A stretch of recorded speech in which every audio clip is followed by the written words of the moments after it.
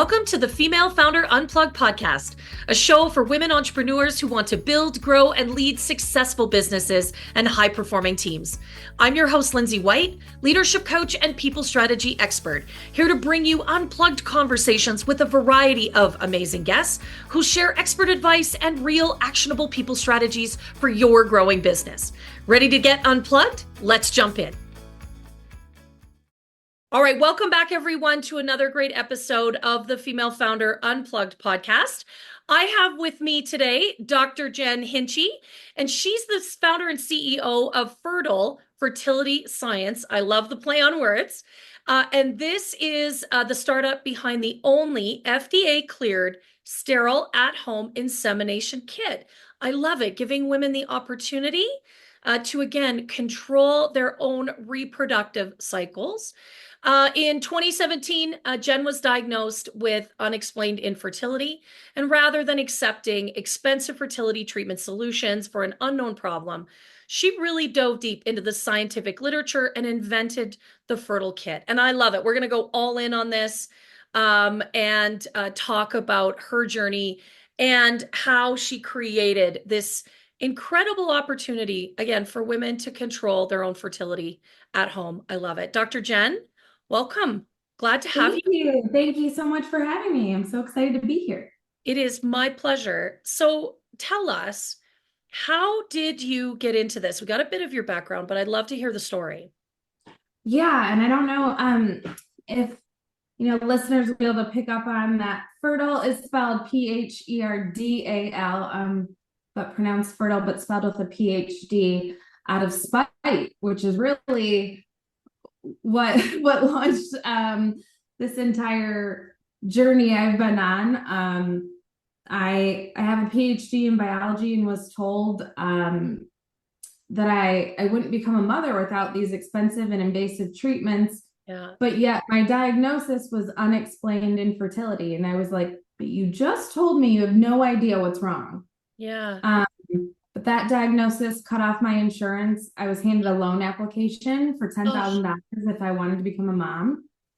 And that it just wasn't good enough for me. No. So I used that PhD. Luckily, I'm also married to a mechanical engineer. And when I found out there was a non-invasive option that when done sterilely in the clinic, it had the same live birth rate as what I was being offered, but no one offered it to me.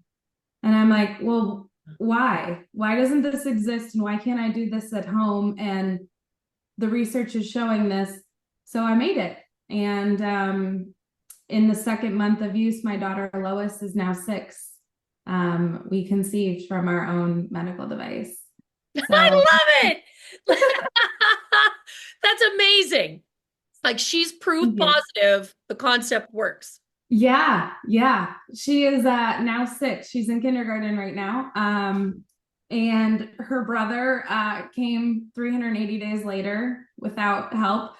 So I joke it worked so well, it worked twice, but that I proved, that I was in fact fertile, and I guess that infertile label stuck with me a little bit. So when I decided that, I think we were all went through the wonderful times of COVID and really soul searching, and I was burned out with 2 little babies. And I knew that what we had done could work for other people, and I wanted to see if it would help. I put together 200 more kits, launched a website, named a company out of spite, and those sold out in 90 days and welcomed 34 other babies into the world.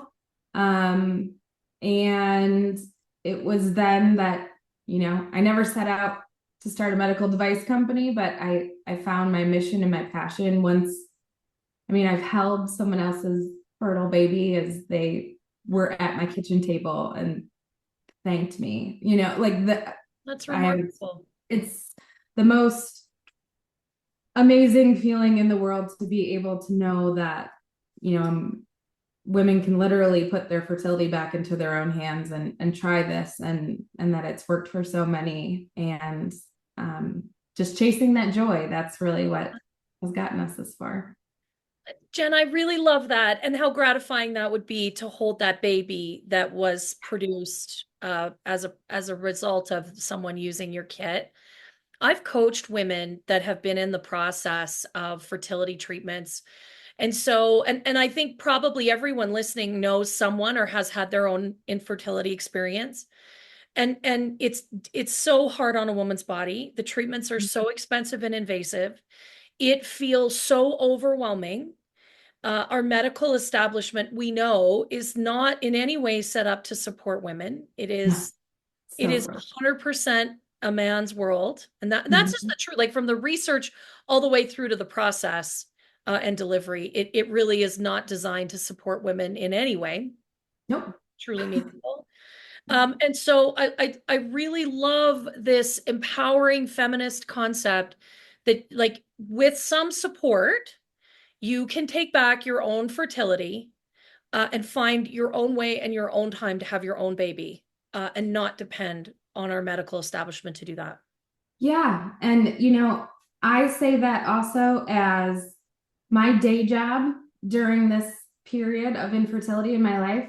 My day job was as a cancer research scientist. So I was doing personalized cancer um, treatment, Yeah, presenting that to oncologists, this incredible, yeah, way of tackling cancer at a very personal level. And I yeah, walked across the hall in women's health and they were like, unexplained infertility, here's a loan application. And it was, I felt like I was in bizarro world, like yeah, how is this my day job? And like, how did I literally in one day just got this diagnosis that cut off my insurance and meant, well, someone's telling me they have no idea what's wrong. Here's a potential solution, but you won't become a mom.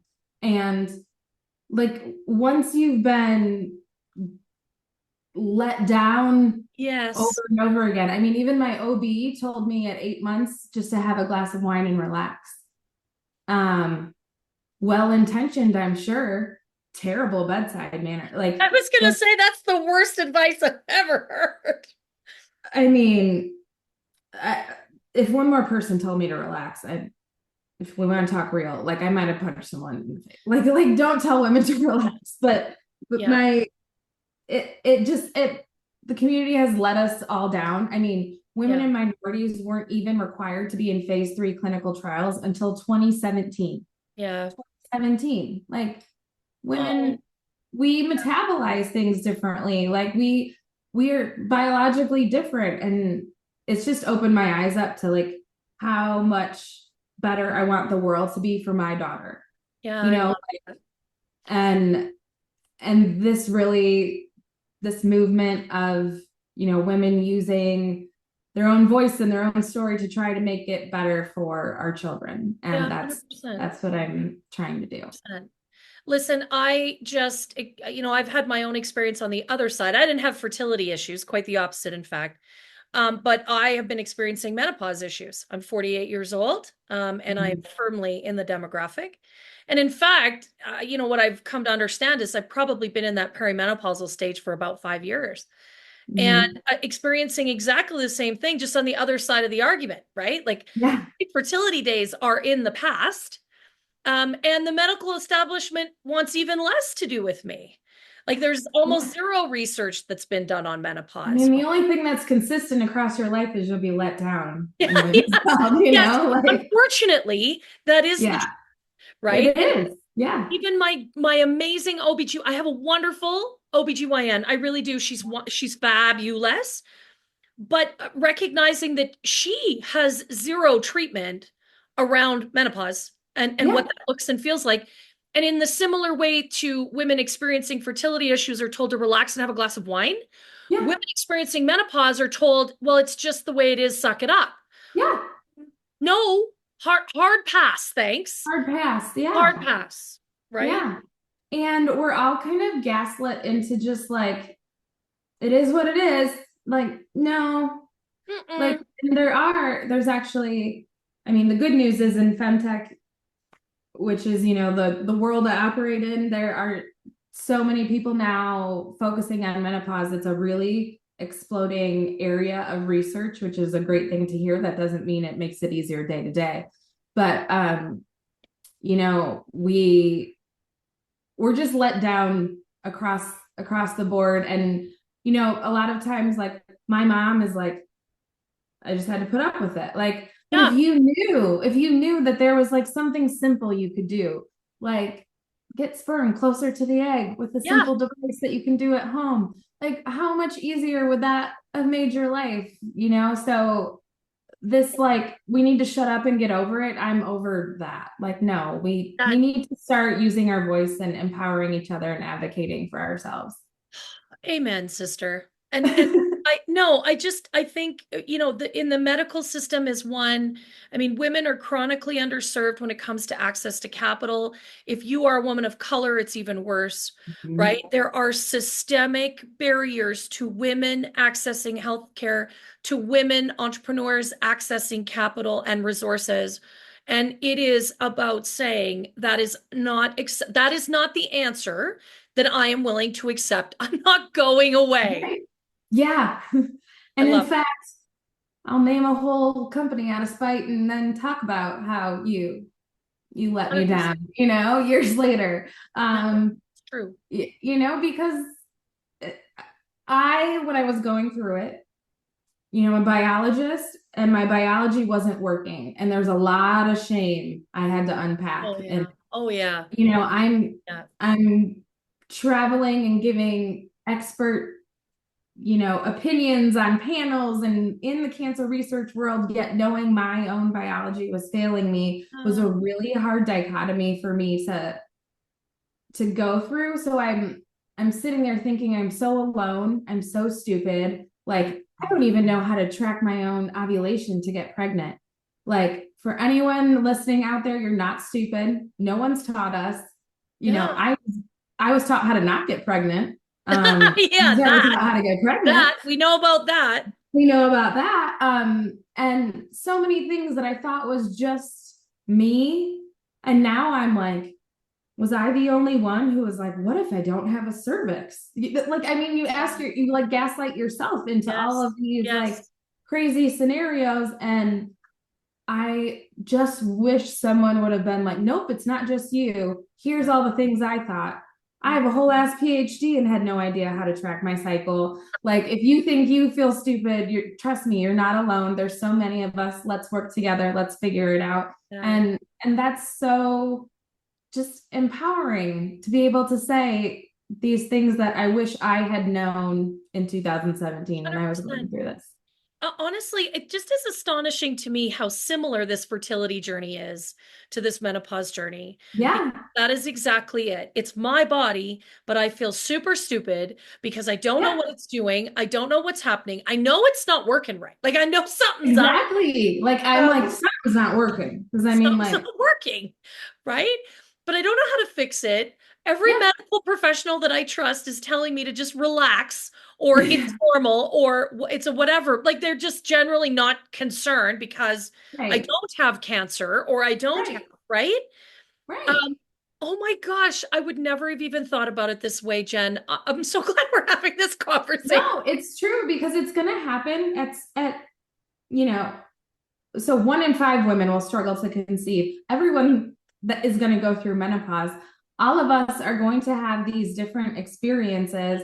And, you know, my mom, like, her and my dad met when they were 13. Like, their story's adorable, but like she didn't have to go through fertility Right. challenges or, you know, like menopause, and it was just kind of the way it is. And so there's so much of this that just is now like more socially acceptable to talk about, especially when Yeah. women like us are sitting here being like, you're not stupid. Like, if they're Yeah. telling you there isn't a cause or they're telling you to relax, like ask questions back. Like get an answer. And if you don't get the answer that you think is worthy, ask someone else. And Yeah. like, it's okay. Yeah. It's okay. You're not burdening anyone. You're not No. stupid. You're actually, you know, showing, in my case, I hope to be showing my daughter, like, this is acceptable. This is what I want you to stand up for. I want you to ask these questions. there are no stupid questions. Yeah. Like, like keep asking because people are going to want to shut you up, but just keep asking. Keep asking. Yeah, be relentless. Be Yeah. relentless when it comes to your own health. Be relentless when it comes to controlling your own reproductive cycle. Yeah, Be relentless in controlling your body. I love that message. That is a beautiful message to pass along to our daughters. it is. It is. So I want to ask you, you've built this incredible opportunity for women to control their reproduction and their, at home, Mhm. their fertility. What lessons have you learned along the way? I'm super curious to hear. There's probably some really good ones in here. Lessons. You have to have a little bit of a chip on your shoulder, I think. You have to kind of Yeah.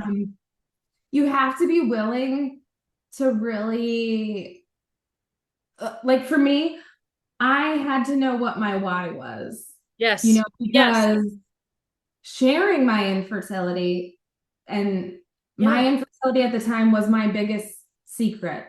You course. know, Of course. I remember in 2017, I came home from like a Christmas party, and four of my cousins' wives had all announced they were pregnant, and they didn't know that I cried the entire way home from that I'm family sure. party. I'm sure. So I I had to be able, if I wanted to help people, I had to share my story first, which was one of the hardest barriers. So scary. I can It's imagine so that was scary. scary. Now I will go stand on a stage at TechCrunch or wherever with a Yeah. big sign that says I'm infertile behind me and say, hey, my vagina didn't work, or so I thought.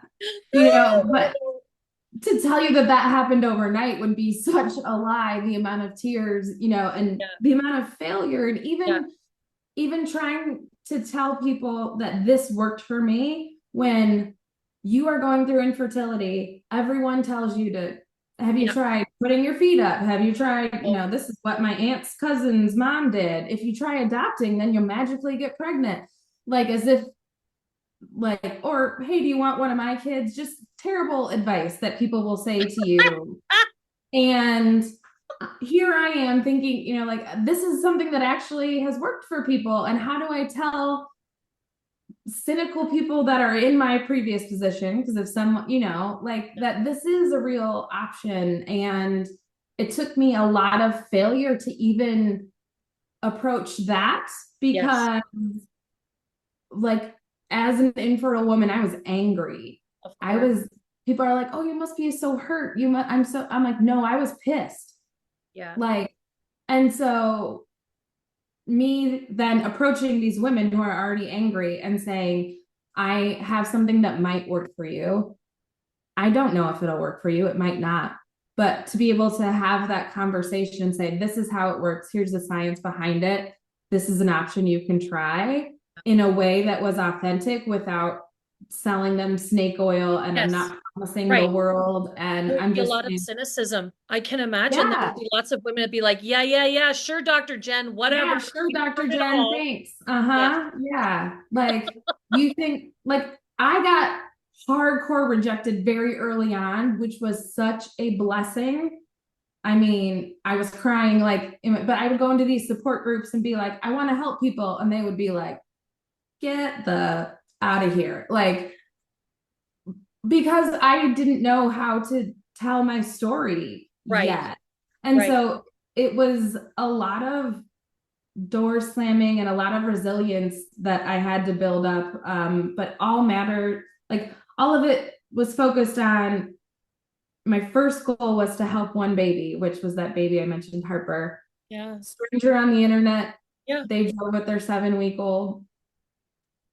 Like that was my very first why. I want to like help Yeah. one person, Yeah. and we now vacation with their family. I mean, How like lovely.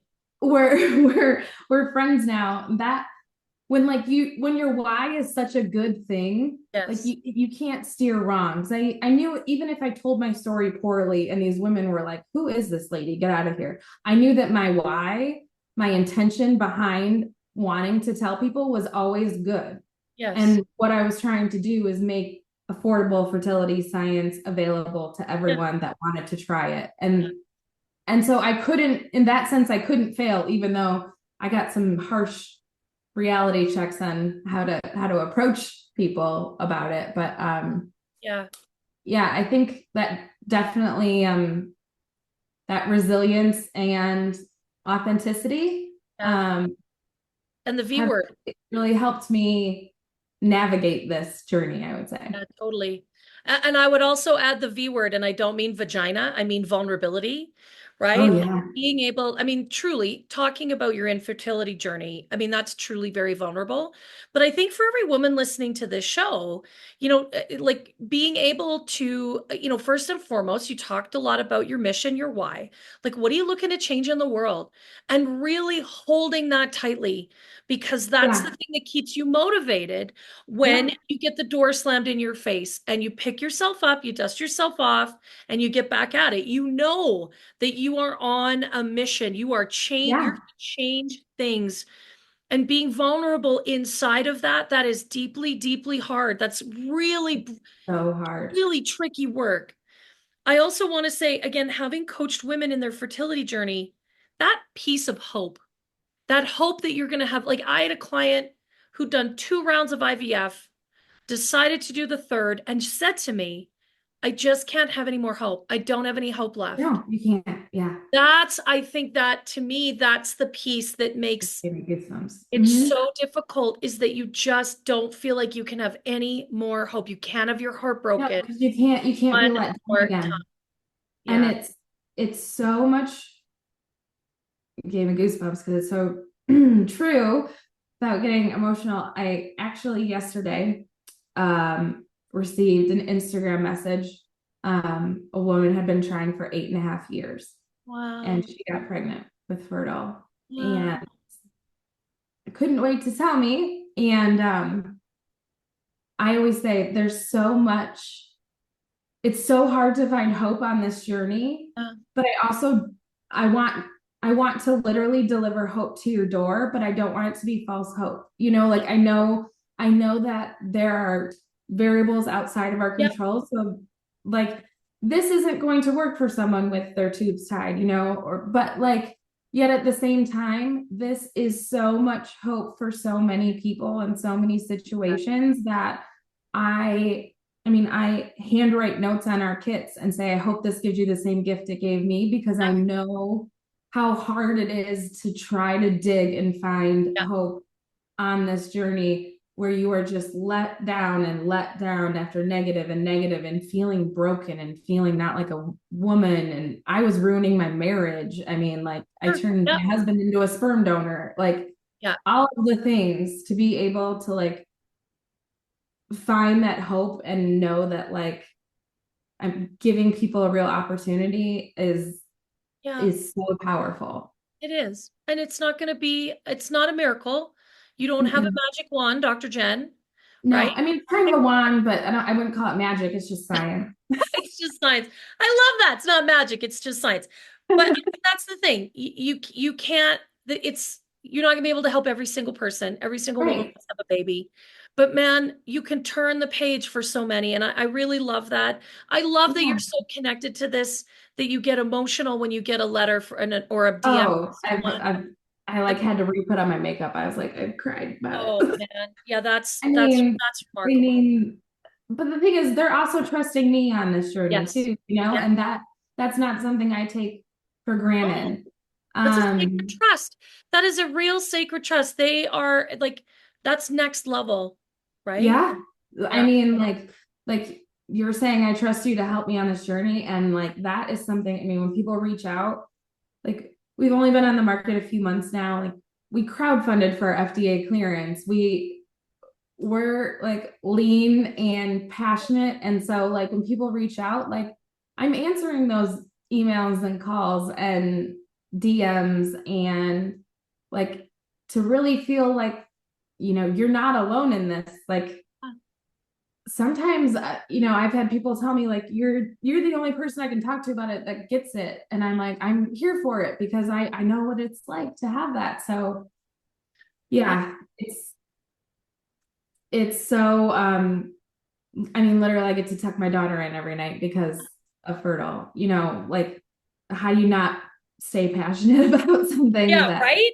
No, but I mean, I also want to acknowledge that that's a big burden, right? Like that's a great deal of emotional heavy lifting, Jen, Mhm. that you're getting from all of Yeah, that, and so many beautiful stories, but I'm sure that there's also some real heartbreaking ones too. And yeah. so I cry with the that's a heavy miscarriages. emotional lift. Yeah, Yeah, I cry with the miscarriages and the negatives yeah, too. yeah, But I feel like the position that I've, you know, when our customers have given me this trust, I take that so seriously that if they are on day one of I want to get off the pill and I think I want to get pregnant and it wants to be tomorrow, like I got you, let's go. What do you need for education support? yeah, Also, if you've tried fertile for 6 months, you need to go to a fertility specialist. You need to take those next steps.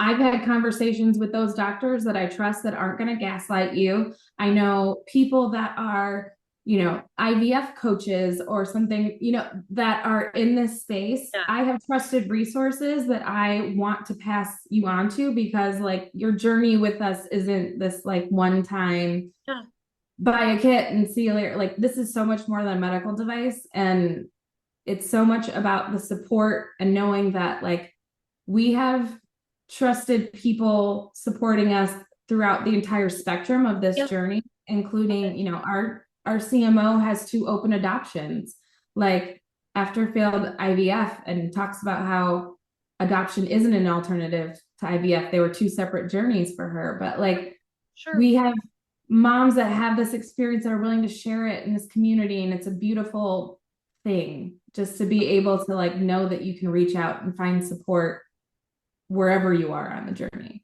Yeah, I love that. I love that you really want to wrap your arms around these women, Jen. Yeah, That's like beautiful. I literally do. I was like, "Can I hug you?" Right?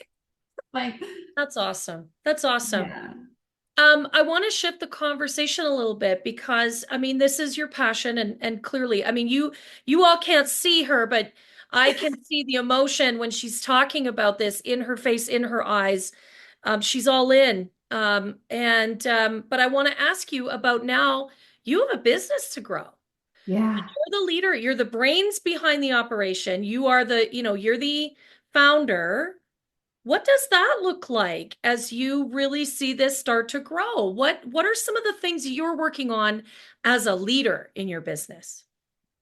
Um, I think it comes back to that why. And so the way that we're trying to grow, um, right now we have we're what, like 6 months in. I joke we're on like our second trimester of being on the market, but I'm still nauseous. Um, this has been a 3-year journey to get to market. Yeah, But now that we are launching into the market and more people are becoming aware of us, for me, the very first thing I want to make sure is like the customers we have are supported and cared for, and that like our culture and mission is clear from yeah, the start, as we have more people that are coming on and helping us yeah. and answering questions, that why is never lost. Ooh, I like Um, that. so even, as we want to develop more products, there also we want to, offer more support, more education. Like, it all comes back to that why of just empowering women to be able to navigate this journey. And um it doing that in a, it's a unique space. I mean, whoever thought you could crowdfund to get a medical device through FDA clearance? Like, Right. we're not, I love that we're not the stereotypical like company, but it also comes with its own challenges of Yeah, like, we're so lean and we're crowdfunded and all of that went towards FDA clearance. And like, we literally have this community that is word of mouth getting pregnant and sharing their yeah, stories, and that's growing us. And it just shows that there's, I've read how many books on entrepreneurship and this is the path, and you need VC money right now and you have to do all these things and steps to grow and be able to sell. And I'm like, I didn't start this out doing what people told me to do, so like, why would I start Yeah. now, so I'm kind of enjoying figuring out how we carve our path. Yeah. I really love that. And what I particularly love about what you said is that um, keeping your team as it grows focused on the why, on the purpose, on Hmm. the mission, Hmm. and that is so sacred for you personally. And I think, I mean, I work with female founders and small business CEOs, and that's the job. It's not Hmm. actually getting like the bigger the business grows, the less you have direct touch on the day to day. It's Yeah. about keeping people connected to that so that Yeah. they can see and feel their Yeah. purpose inside of the organization. And I love that you just sort of immediately gravitate to that because that gets lost as we build our businesses. And it's just so key in terms of creating the right culture. It is. And I think people on my team will even tell you yesterday, even though it was a Sunday, I was like, ignore this until tomorrow. But I shared that message about the woman with the 8.5 years of infertility in real time. And Yeah. it's because like their efforts and they're working to like help more people is helping more people and literally creating lives like Yes. that baby, like those parents are going to be able to become grandparents. They're going to get a first birthday, a gender reveal, first steps. Like this is a tangible thing that they are sorry, they are helping bring into the world. And I just I'm so grateful for I always say when I started sharing my infertility, it felt like I was running down the street naked. And Oh, instead of everyone pointing and laughing, they all like got naked with me and were like, oh, we're running down the street naked. Okay. Like that's how it feels sharing this vulnerability. And I want them to also feel the impact of these success stories in their day to day. yeah, Like it's Wednesday, we have all these things to do. We need like, yes, we have all these projects to get out, but like you help bring a child into the world. Like yeah. And I rest think, easy knowing that. oh, I really do think that that is so key in terms of, how we build and grow and engage our teams is those stories, the real impact. And we have got to, as the leader in our business, we have got to help our teams really understand and feel that, even when what they do gets removed from the client, right? Yeah. They Yeah. need to feel they need to feel that. They need to feel, I mean, there's so much emotion coming up for you, Dr. Jen. I can see it. And that's what grows and sustains and nurtures and develops really incredible cultures. And culture is just how we do work together, right? Yeah. But if Yeah. we do that work and we are all deeply connected to the purpose of that work, that then we know who to hire because they'll Exactly. feel that. And we know how to grow them because it'll all be around that. And we know how to celebrate them because it'll be the same Hmm. way we celebrate that. That creates a really beautiful, vibrant culture. It does. And I think it makes it so much clearer for, what I hope is that there's good news is that not everyone knows what it's like to go through infertility. But it is so clear when you're working with someone if they have gone through it or they have been a support system for someone Yes. going through Yes. it. It is so obvious the instant connection that they would be a good culture fit Yes. for all the worst reasons, but like Yeah. they get it, they get the impact, they get the struggle, they get the problem we're trying to solve. Yes. And we're not trying to solve everyone's infertility, we're trying to empower people to have options in their fertility and to have a safe at-home option they can try. And so knowing that they've had at least some part of Yes. the struggle, it's night and day. I mean, you can tell the people that are like, hey, I'm here for a job, or how can I help more people Yeah. get pregnant? you know. And I think that like as someone who works in that space and really helps business owners, I mean, you got to be strategic about who you're hiring because you need some skills and experience. At some point, you Absolutely. got to have the right people who know the thing. And usually it's Yeah, things that we don't know how to do, right? Like that's the idea. exactly. Like You I hire do the not smart want to one. be the smartest in the room. Like I No, need experts in all these things that I no. will clearly never know. Right? But I think this is just such a great example of how, we talk a lot about hiring for fit or recruitment for fit, but this is what you're talking about is such a beautiful illustration of that. You need to deeply understand and connect to what this feels and looks and sounds like for women in order to be able to be a really meaningful part of our team and our organizing. Like I love how it calls it into such relief here. Like it's so brilliantly clear. Thank you. Yeah. I mean, even in terms of like, we all use tools, right, to help grow our business. And of course, I mean, my degree is biology and computer science. So like AI, chat GPT, I'm all for it. Like I'm a technology nerd. The Yeah. dogs you heard barking, their names are Macintosh because I'm obsessed Ah, with Apple. I love it.